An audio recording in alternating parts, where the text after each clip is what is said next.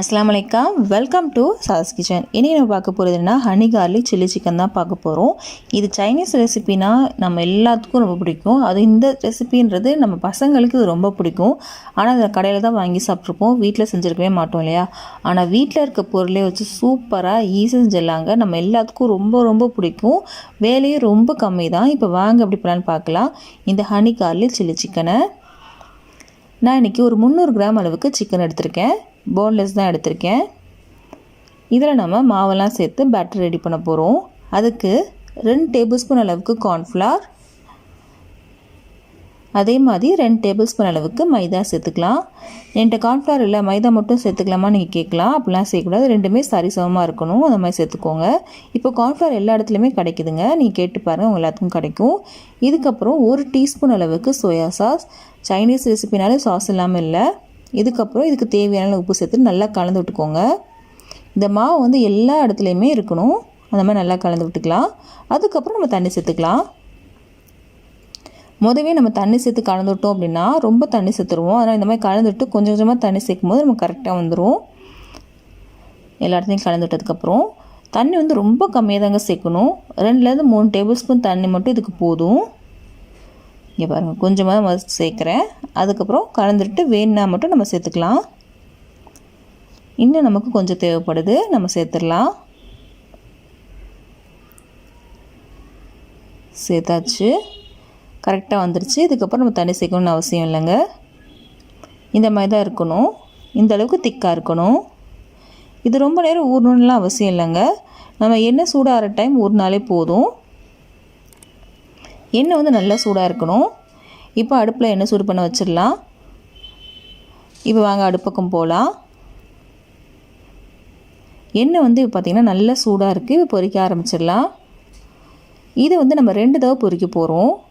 அதனால் முதல்ல வந்து ஒரு 3/4 அளவுக்கு நம்ம பொரிச்சு எடுத்துடலாம். அதுக்கப்புறம் செகண்ட் டைம் வந்து மிச்சத்தை பொரிச்சு எடுத்துக்கலாம். நம்ம 2 தடவை பொரிக்கிறனால நமக்கு வந்து நல்லா கிறிஸ்பாக இருக்கும்.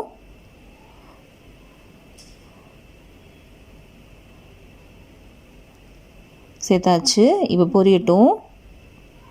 எண்ணெய் வந்து நல்லா சூடாக இருக்கு இல்லையா, அதனால் சீக்கிரமாக இது பொரிஞ்சிரும். வீடியோ மட்டும் கொஞ்சம் ஃபாஸ்ட்டாக ரன் பண்ணியிருக்கேன், கட் பண்ணாமல் காமிக்கணும் அப்படின்றதுக்காக.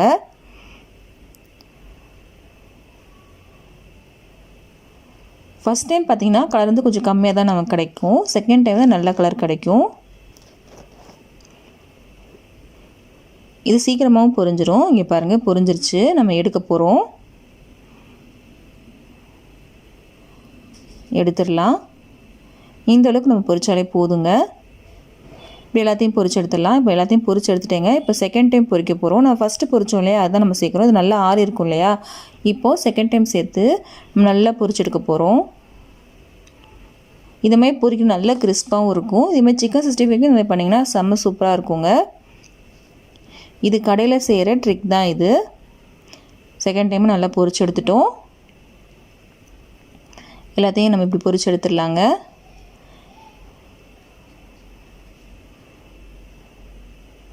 இப்படி எல்லா சிக்கனையும் பொரிச்சு எடுத்ததுக்கப்புறம் பார்க்கலாம்.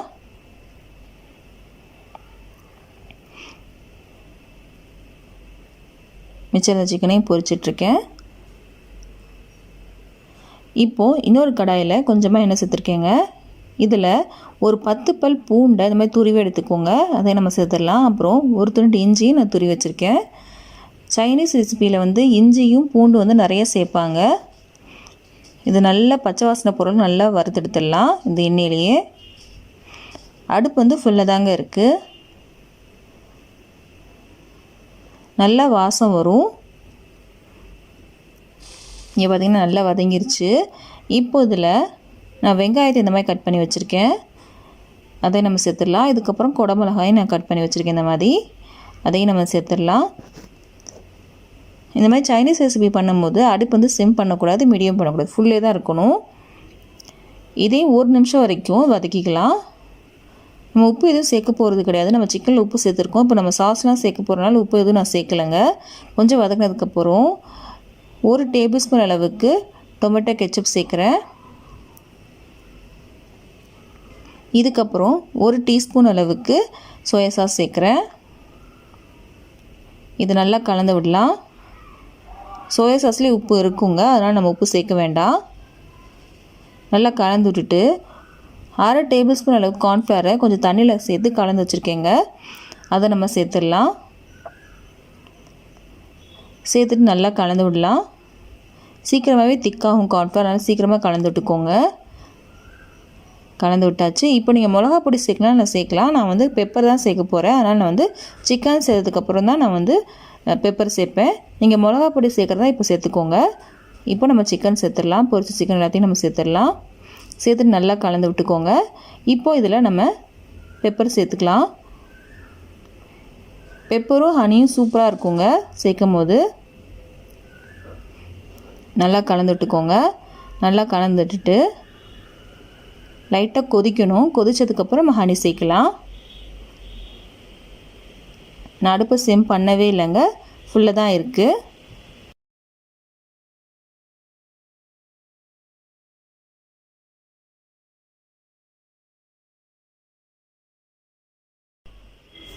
இப்போ நம்ம தேன் சேர்க்க போகிறோம்.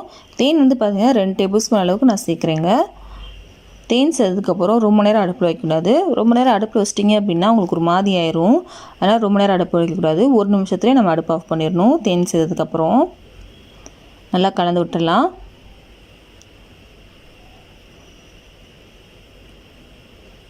நான் பெப்பர் தான் சேர்த்துருக்கேன். நீங்கள் மிளகாத்தூள் வேணுன்னா நீங்கள் சேர்த்துக்கலாம். அது உங்கள் விருப்பம் தான். பெப்பர் பிடிக்கும்னா பெப்பர் எடுத்துக்கோங்க, இல்லைனா மிளகாத்தூள் கூட நீங்கள் சேர்த்துக்கலாம்.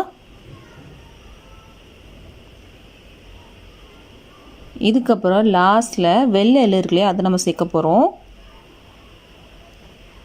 வெள்ளை இலை சேர்த்துட்டு நம்ம அடுப்பு ஆஃப் பண்ணிக்கலாம். கலந்துட்டு அடுப்பு ஆஃப் பண்ணிக்கலாம். அவ்வளோதான், நமக்கு ரெடி ஆயிடுச்சு. ஹனி கார்லிக் சில்லி சிக்கன் செம்ம சூப்பராக ரெடி ஆயிடுச்சுங்க. கண்டிப்பாக நீங்கள் ட்ரை பண்ணி பாருங்கள், எல்லாத்துக்கும் ரொம்ப பிடிக்கும். இந்த வீடியோ பிடிச்சிருந்துச்சு அப்படின்னா மறக்காம நம்ம சேனலை சப்ஸ்கிரைப் பண்ணிடுங்க. பக்கத்தில் இருக்க பெல் பட்டனையும் கிளிக் பண்ணிடுங்க. அப்போ தான் இனிமேல் போடுற எல்லா வீடியோ உங்களுக்கு வந்து சேரும். உங்கள் ஃப்ரெண்ட்ஸ்க்கும் ஃபேமிலிஸ்க்கும் இந்த வீடியோ பிடிக்கும் அப்படின்னா அவங்களுக்கும் இந்த வீடியோ ஷேர் பண்ணுங்கள். அடுத்த வீடியோ நம்ம சந்திக்கலாம்.